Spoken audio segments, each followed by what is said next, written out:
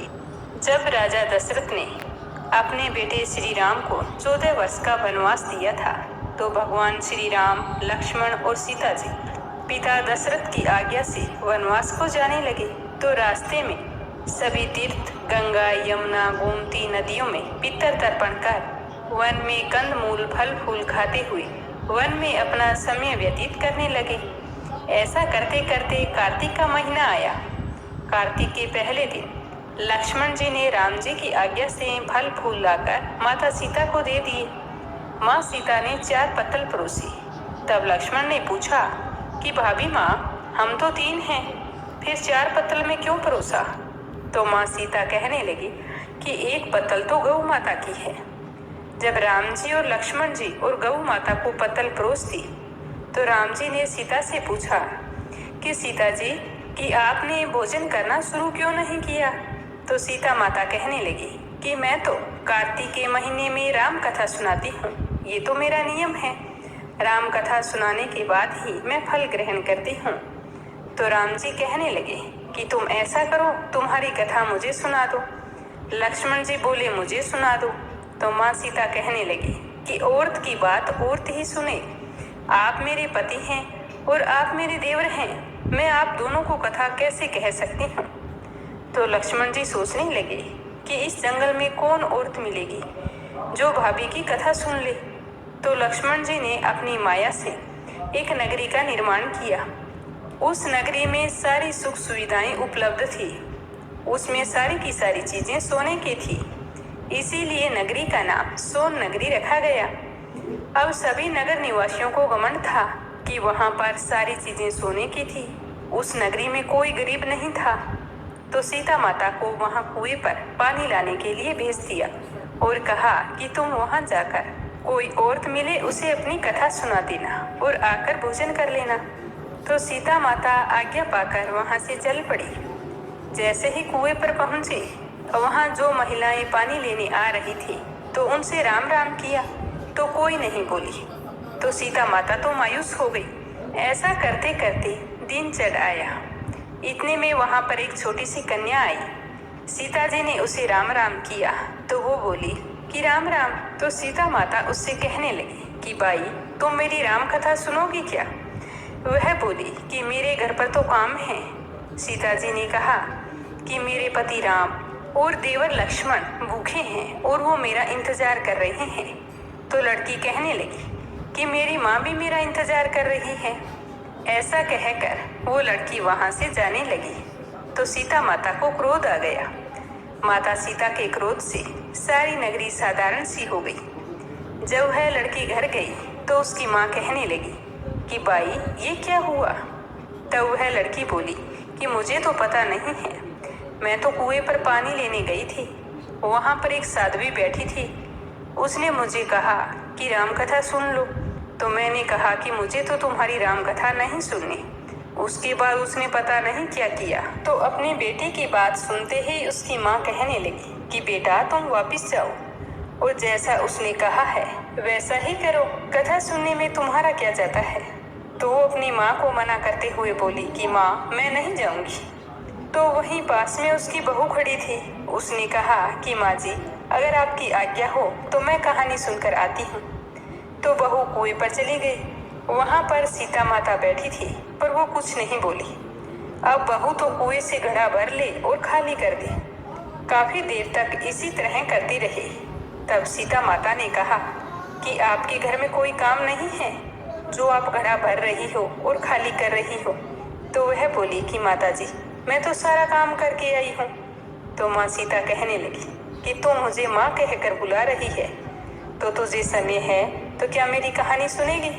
तो वह बोली कि माँ, आप कहानी सुनाओ, मैं प्रेम से सुनूंगी। तो यह सुनकर सीता माता बहुत ही खुश हुई और उससे कहने लगी कि बेटा, तूने मेरी मृत्यु लोक में मदद की है, भगवान तेरी स्वर्ग लोक में रक्षा करेंगे।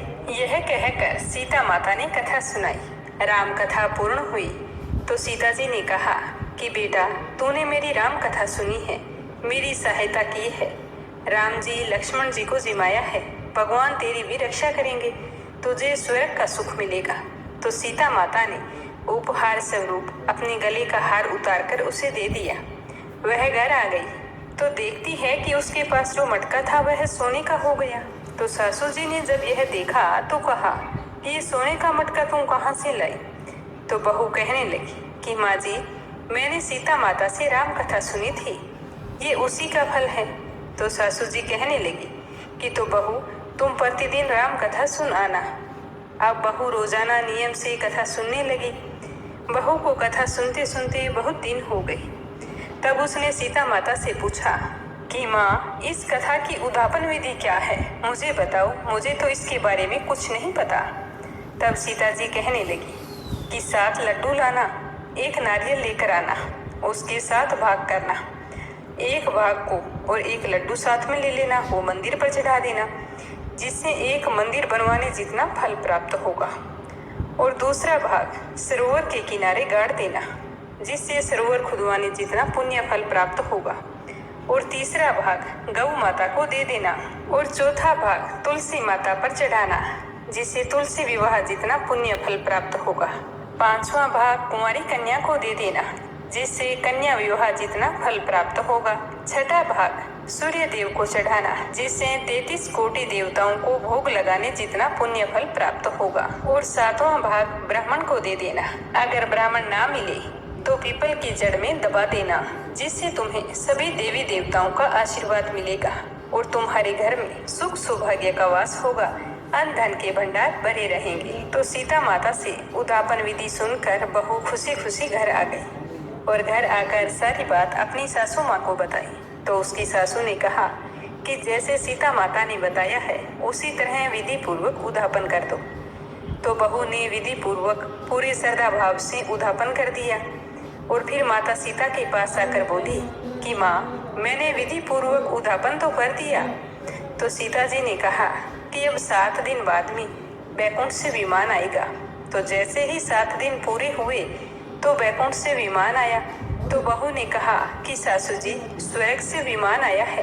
तो सासू जी ने कहा कि बहू, तेरे ससुर और मुझे ले चल, तेरे माता पिता को भी ले चल, सारे कुटुंब वालों को ले चल, अड़ोसी पड़ोसियों को भी ले चलो। बहू ने सबको विमान पर बैठा लिया, पर विमान तो अब भी खाली था। थोड़ी ही देर बाद में उसकी ननंद आई तो वो कहने लगी कि मैं भी चलूंगी। तो उसके इतना कहते ही विमान तो भर गया।